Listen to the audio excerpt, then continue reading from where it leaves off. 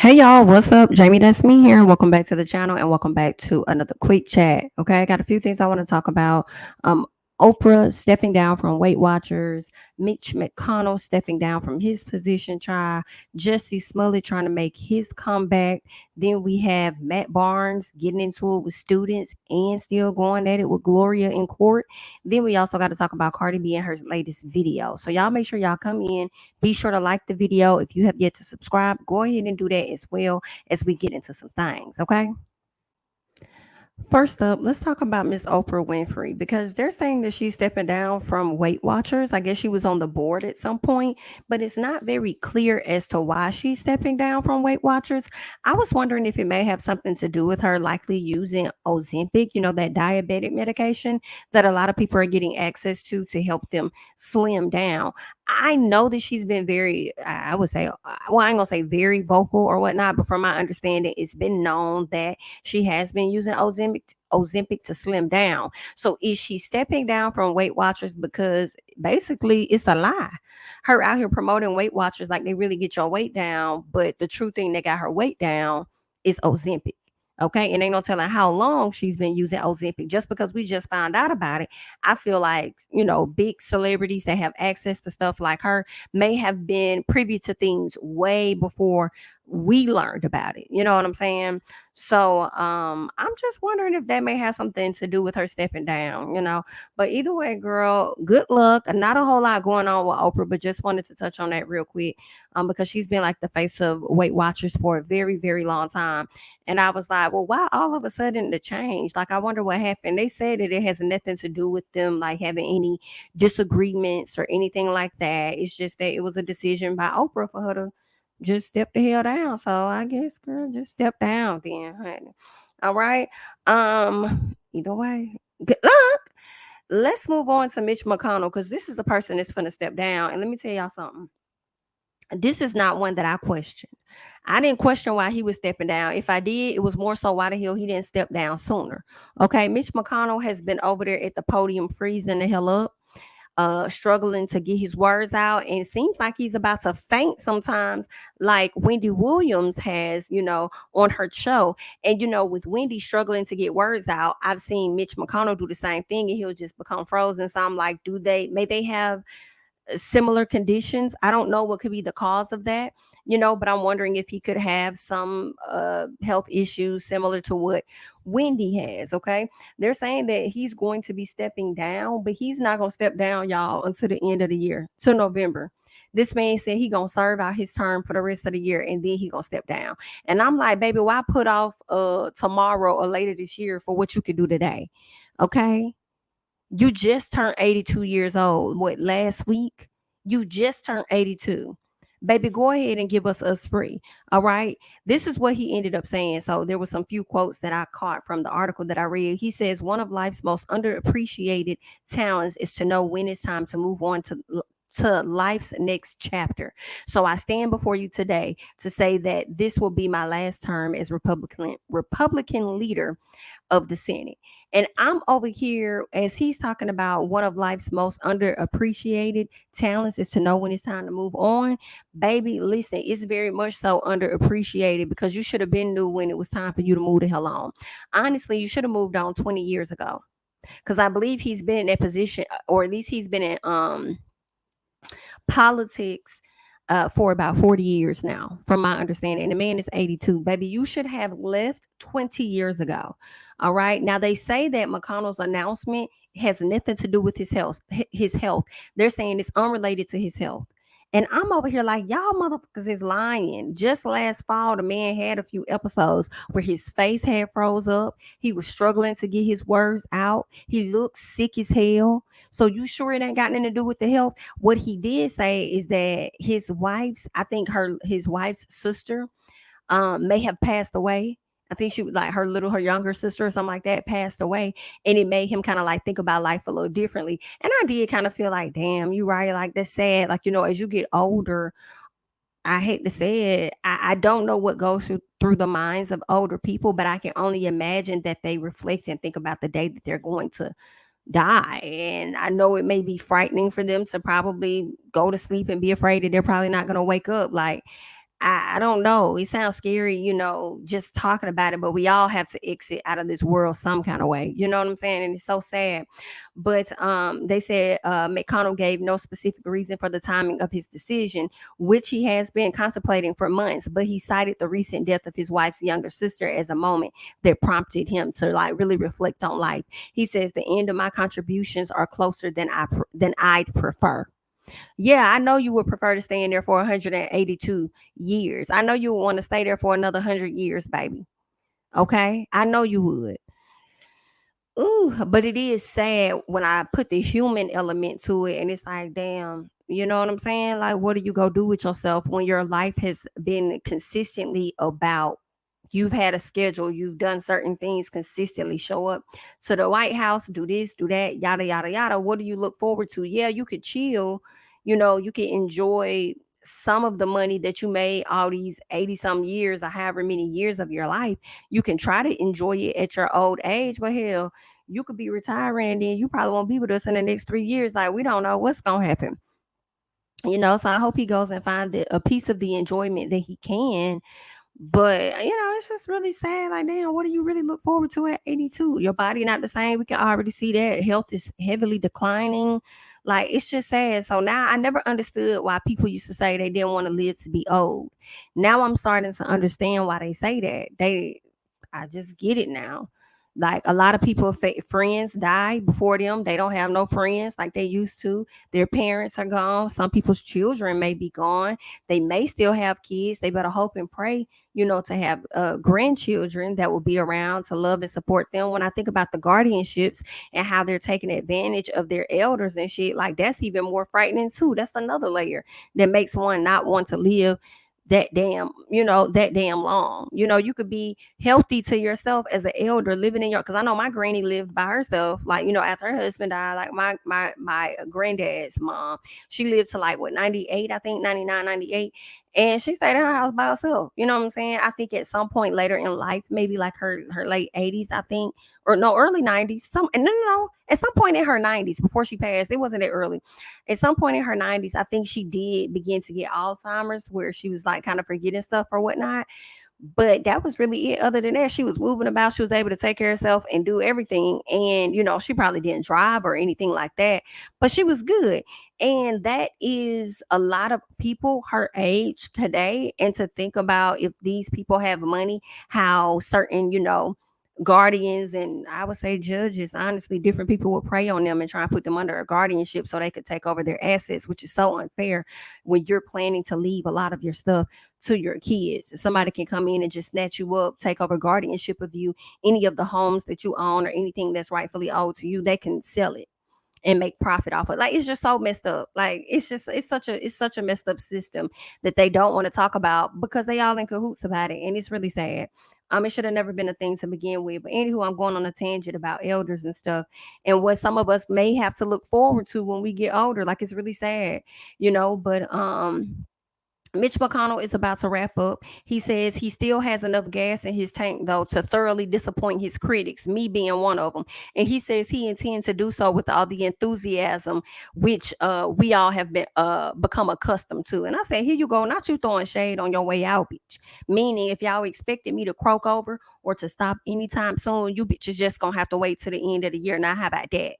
Period. And I'm like, okay, you over here trying to, throw shade at us. You better hope that you ain't wrapped up and taken out of here sooner than your term is over, because then the joke's gonna be on your ass. Okay, then we're gonna be seeing your ceremony on TV. No disrespect, but I'm just saying, honey. Either way, Mr. McConnell, honey, good luck. Let's scoot over, okay?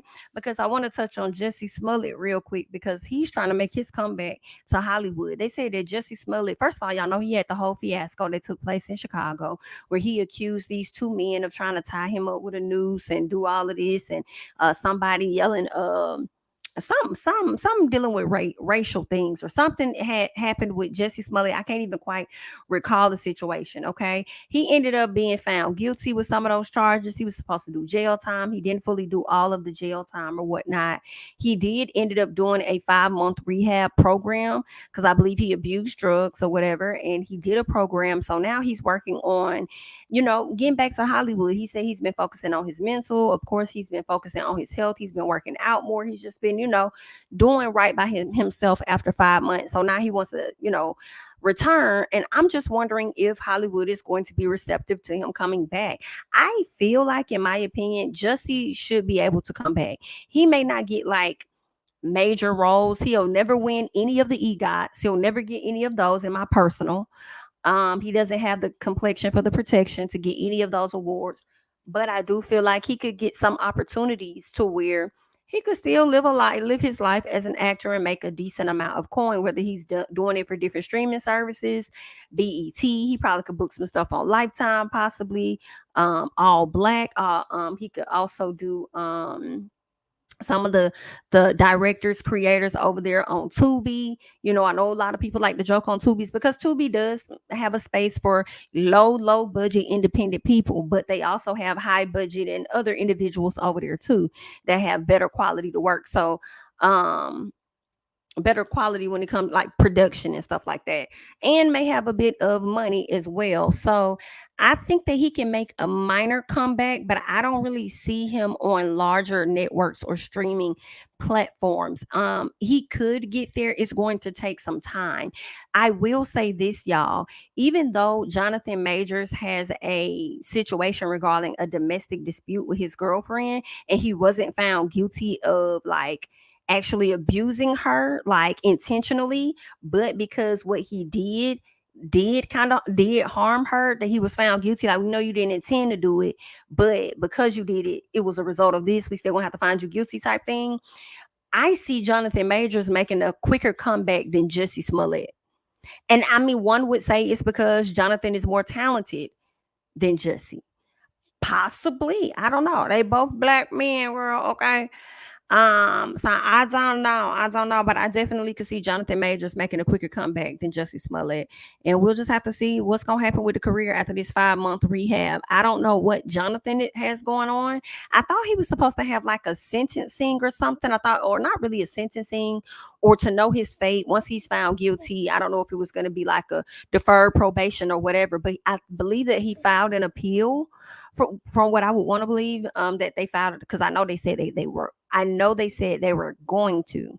So if they were going to file an appeal, I would think that they already put that in place, which could likely have delayed what that sentencing, I guess, would have been. I don't know. So I don't know if I don't think he's gonna do no time at all. I think it's like deferred, delayed, whatever.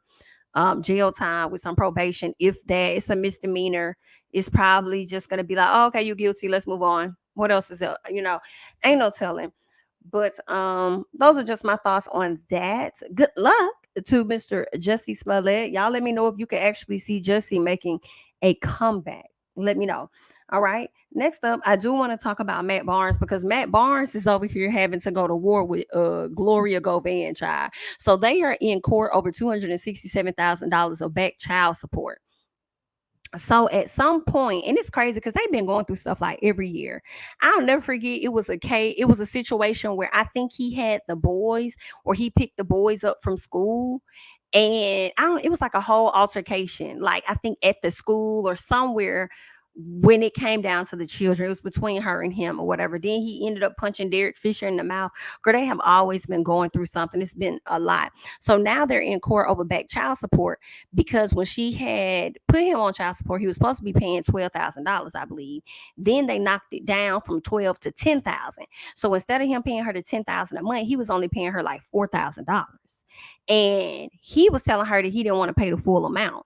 And they made, according to him, they made an agreement verbally that he would just pay her the 4,000.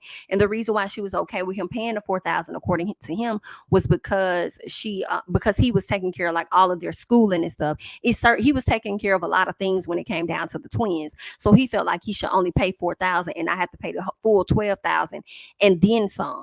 Okay, so they're back in court because Miss Gloria feels like he playing on her top, and she's like, since he want to be like that, and he know I never agreed to no damn $4,000, I took the 4,000, but he know he owe me 12. Can y'all enforce the fact that this man go ahead and pay me $267,000 of back pay, because he never paid it?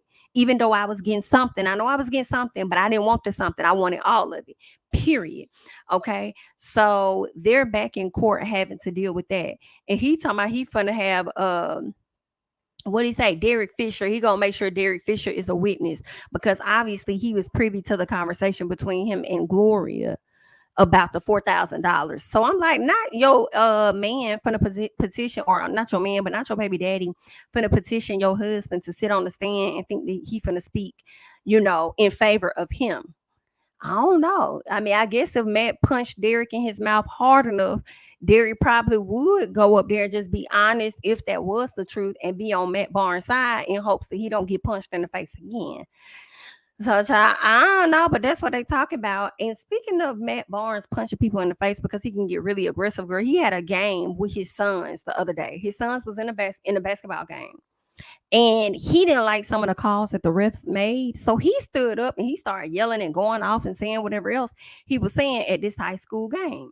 Well, one of the announcers, which happens to be a high school student, he turned around and told Matt Barnes to pretty much shut the hell up and sit his ass down. Okay, now keep in mind this is a prestigious school with a lot of rich white folk, rich white kids. Because I'm over here like, why would this kid even feel like you could turn around and tell an adult to just shut the fuck up, type thing? You know what I'm saying? When they ain't even talking to you, right? And that's exactly how Matt Barnes felt. So Matt Barnes went down there to say something to the boy. I think he put his hands on the boy's shoulder and was like, "Who the hell, like?"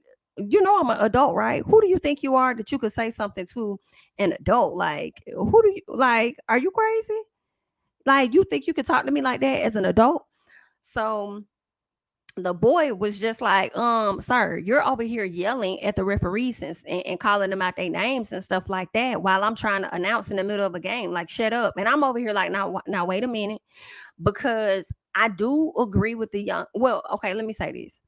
As as an announcer, as an announcer, that's just what it is. If you choose to say that you want to announce a game and they give you that job, whether you're a student or not, and you want to announce games, you're going to have to deal with crazed fans like that. Period. You're just gonna have to deal, just like referees. You sign up for the referee job, you're gonna have to deal with it because people are gonna try you. You're gonna have to know how to maintain your professionalism at all times. And I feel like that would have been a good lesson for that student to have learned, you know what I'm saying, in that moment. And I'm like, was he one of them rich kids that just turn around on some shit that he'll look like, you shut up, whatever, you see, I'm trying to do a job here. And it's like whatever he doing in the back really should not stop you from doing your job.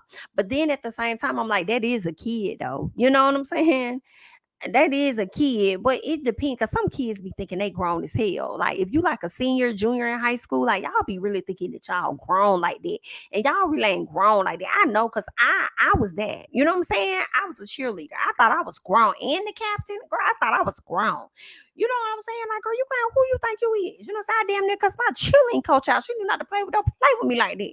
Girl, my mama don't even talk to me like that. Like, girl, that's I'll get like that real quick. But anywho, girl. I also knew my place. I knew my place just a little bit. Okay. So at the same time, I'm with the student, but then I'm also not with the student because I'm like, if you want to be in this role, you're going to have to deal with a lot of this mayhem. You know what I'm saying? People get passionate about these games, whether it's their children on the court or not their children on the court, and they're rooting for a certain team. So young man got beside himself. Matt Barnes went down there to say something to the young man and then put his hands on the young man. I guess he was like trying to put his hand on his shoulder, put his hands on his shoulder. And it's like, don't touch me. Cause I'm like, if that boy would have hauled off and yelled assault or something just for you touching him, then listen, you was gonna have to deal with that. You don't go down there. It's one way to have a conversation with somebody, and you don't got to put your hands on them. And then the boy said that Matt Barnes said that he'll slap the hell out of him. I said, no, he didn't. I know he did not say that. Oh, absolutely not. Now, if that boy would have yelled assault on your ass, then you would have definitely been taken down through there. So I feel like as much as I want to be hard on the young man, I do feel like Matt, some part of me want to say control your emotions, but then I don't want to say that as far as him yelling at the refs and stuff, because that's how passionate people are when they watching their kids play, when they're playing the games themselves, right? But to go down there and say something to that young man when you know that's just a high school student, you won't want nobody talking to your boys like that. Even if they did turn around and say, can y'all be quiet? I'm trying to announce the game. Okay, you won't want nobody talking to your kids like that. So why you feel like you can go down there and talk to somebody else's kids like that? So I just felt like, Matt, you wasn't right in this situation wholeheartedly. Okay, it was something wrong on both sides. Okay, But I'm gonna let y'all leave y'all thoughts and comments down below because I know y'all gonna do that anyway. Cause that's just how y'all is. All right. And lastly, the last thing I want to talk about is Cardi B's new song, Like What? Okay. She decided to do a song paying homage to Missy Elliott. That is her and Timbaland's beat that Miss Cardi is rapping on. The song from Missy Elliott is called She's a Bitch. I think that's the name of that song, right? So Cardi B does this sample. She paid homage and stuff different ways. If you caught the clues, if you didn't catch the clues, it was all on Twitter where she kind of paid, homage or whatever to Missy Elliott. Missy Elliott has loved it. She has been reposting, or shall I say retweeting, a lot of people's support for the record for Cardi.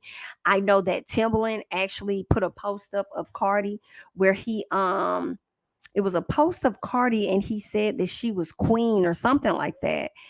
Um, yeah, he put he put up a video. He shared it on his IG story. It was Cardi B's video, and he put up "duh" and a crown. So I took that as the queen. I don't think he necessarily meant the queen of rap, because we know how the people gonna be arguing over queen of rap. We know Missy Elliott is really high up in that number when it comes to being the queen of something. Okay. But I think he was just giving her, her props, not so much as she's the queen of rap or anything, but shout out to Cardi B for doing this, because one, you're paying homage to me and Missy Elliott, not just Missy, but in addition to that, it's a bag. It's a bag for them. It is definitely a bag for them, because whether the haters like it or not, they're gonna play it. The fans like it or not, they're gonna play it. So it's definitely going to be a bag. Can I be honest though, y'all, and say when I heard this snippet, I was like, hell no. I was like, this is not.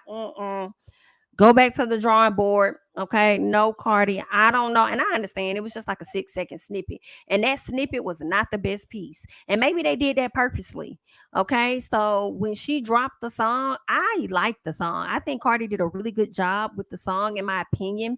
Y'all already know how I feel. I don't give a fuck about who wrote what. I don't care nothing about it, girl. Because when I'm dancing and I'm vibing to the music, whether I'm I'll never be in a club. I say that. Whether I'm lounging somewhere, hanging out, or at a day party. Well, I don't even want to say day party. I don't do them for real no more either. But if I'm just hanging out and I'm vibing to the music, I'm not gonna be thinking about who the fuck wrote that song. It's not that deep for me. If they wrote it, congratulations. People get paid. Okay. I saw people on Twitter saying, "Oh my God, it's like 9 writers." It's probably 9 writers on there, because Cardi, whoever her few people are, Missy Elliott, I didn't look at the list though, but I'm sure Missy, Timbaland is on there, and whoever helped them with the beat and shit. Okay, because I do believe that not all people that are listed as writers actually wrote. I do believe that they give them that type of credit because they contributed something to the track. So I don't believe that when you go and you scroll to the bottom and you see like, oh, she got 10 writers, she got 20 writers. I don't believe that all of those people are actual writers on that song. I believe they give them that credit, right? Because they contributed something. Whether that was a piece of the beat, some producers I feel get writers credit and producers credit. That's just their way of trying to help multiple people eat off of the track. In my personal, okay, I'll have to ask, Mr. Nolan, Mr. Rap Wiz or whatever, because he be knowing more stuff than I do, girl. But I'll have to check in with him to see. But that's how I digest it. A lot of people are trying to say, oh, she got all these writers, she got this, she got that. And I'm sure some of them people is from Missy and Timbaland's team that's probably getting a piece of the chick off that, you know. And honestly, hearing that, I believe the Tiffany Red young lady called out Beyonce for stealing, quote unquote, allegedly stealing writers' credits and stuff. After hearing that writers have their credits stolen and they really don't be making no money, I don't mind how many fucking writers is on the track, because you helping other people eat. It's never that deep for me. But anywho, Cardi B did a really good job on the song. For myself, I thoroughly enjoyed it. I'm looking forward to seeing what's more. She's saying that her album's gonna come this year, so we're really gonna see what that's about. Offset directed it, so I thought that was really dope. Okay, I just need y'all to stop coming to social media, putting us in the group chat, even when we don't even be like. It's like sometimes I know we may go to the blogs, and it's like, girl, you came to the blogs and you all in the group chat, but you saying take you out. Sometimes it don't be, because I don't be following the blogs. Okay, somebody else may post something on the timeline. okay, that I follow, and I'm like, girl, now what the hell is this? That is how I'm getting put into the group chat sometimes, okay? And I do follow Cardi, all right. So it's like, girl, don't be putting me in that. You over there arguing with that man. That's why I used to be like, with my friends, whatever going on between you and your man, keep it between you. Because bitch, you're gonna have me over here forming an opinion, feeling a way about this man, but you still laid up with him. Girl, no. I'm gonna rock with whatever you rocking with. Okay. So if that's what you want to do, cool. But if he putting his hands on you, that's a little different story from me, girl. I don't know about that one. Okay. But keep y'all business over there, girl. Y'all gonna be together anyway. And that's husband and wife business. It's majority of these people that y'all putting in y'all business ain't even married. I ain't married yet, girl. Don't put me in that shit yet. Okay. But anywho, that's y'all team. The looks on the video, giving, love it. The only thing I do not like is them skinny ass eyebrows that Cardi B is trying to force on us. And I want you to stop in 2024. It's not going to work. You went out there overseas and you modeled and you did your thing. You had the blue coat on with the skinny brows and you looked cute. But girl, stop it. Can we get the thick eyebrows back? I don't know. It's giving trying to make fetch happen when it comes to the brows. And I just cannot take it. I cannot take it, Cardi. No, ma'am. The silver outfit when she was over there dancing, doing her motherfucking thing, I was here for. I said, Cardi, you better look good. When she was sitting on the sofa with the bun and she kicked the leg out, I said, yes, bitch. We can't even see the full body from the side, but you giving as you stand down. Like the looks went great. The music was good, in my opinion. People was like, I can't even understand what she's saying. Well, I feel like you weren't listening or you weren't trying to listen. That's just my personal, because I heard everything she's saying. Okay, so I don't, maybe something wrong with my ears is a bit older than some of y'all. So I don't know how y'all didn't hear, because I heard exactly what is over the thing. You know what I'm saying? Okay. And the people said she was taking shots at JT. Okay. When Cardi snippet came out of the song and a snippet of the video, JT posted an outfit on her page. And she was like, oh, I miss Milan. And the people said, oh, not you over there pressed, but just so you know, Cardi B already had that look. Well, at first, a lot of people didn't know. Okay. Cardi posted that snippet, JT posted her outfit.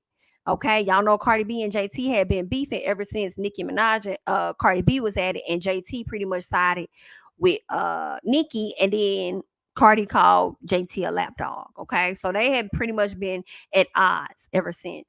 And so when that snippet showed Cardi in a pink outfit, JT posted her in a similar pink outfit, right? And then Cardi put in her song, everything that y'all doing now, I did this shit like 5 years before. So then they showed when Cardi did have this outfit that JT tried to post subliminally and stun about. Cardi B already wore that outfit years ago in the color blue. So she's been had it. And then, some people are saying that she took a shot at Nicki because the accolades that Nicki is just now starting to get, Cardi been got when she first dropped her first album. So I guess maybe, it hit twice. I don't know. That's what the people are saying. And then also she made a statement in her song where she says something about putting a hex on somebody, where she said her life is so trash. That's funny. She said her life's so trash, you think I put a hex on it?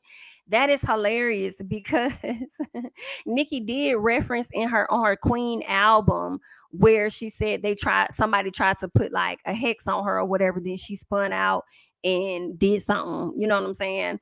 Uh yeah, so Nicki did reference that in one of her songs on that album. I'm trying to see if I can find exactly what Nicki said in that. Let me see. Let me see.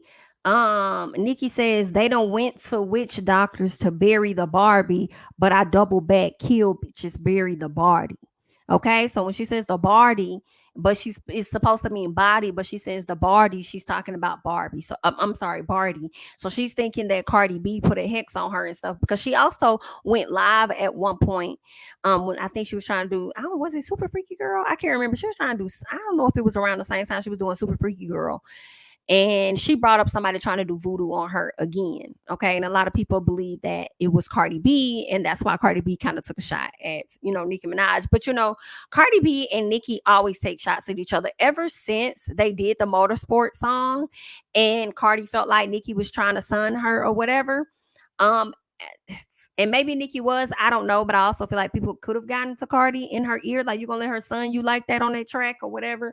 It could have been that, whatever it was, it built from there. Fans started being messy, saying that Nicki was liking certain tweets and shit. It was just crazy, which led to Cardi wanting to whoop Nicki's ass at Fashion Week at one point. Okay. And ever since then, it's been up between the ladies. And I really blame y'all raggedy dog-headed ass fans. Is who I blame. Okay. Whether you Barty gang or you a Barb, I blame y'all hoes. Okay.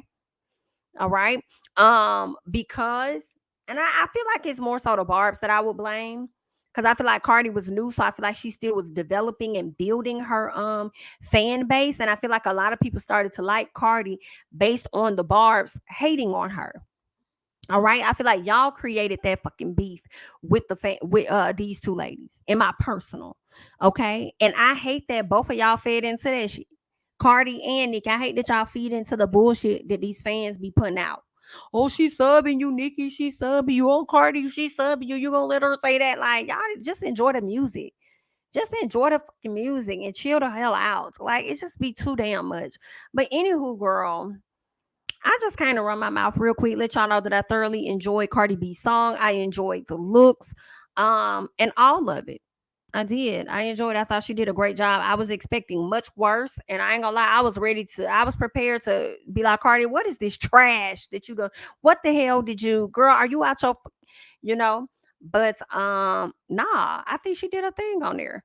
I think she did a good job, in my personal. But I'll let y'all continue the conversation down below because it's just how y'all is. I am Jami. That's me. Don't forget to like, comment, subscribe, share my videos. Follow me on Instagram and Twitter at Jami. That's me. And I'll catch you guys in the next one. Bye-bye. King of my city and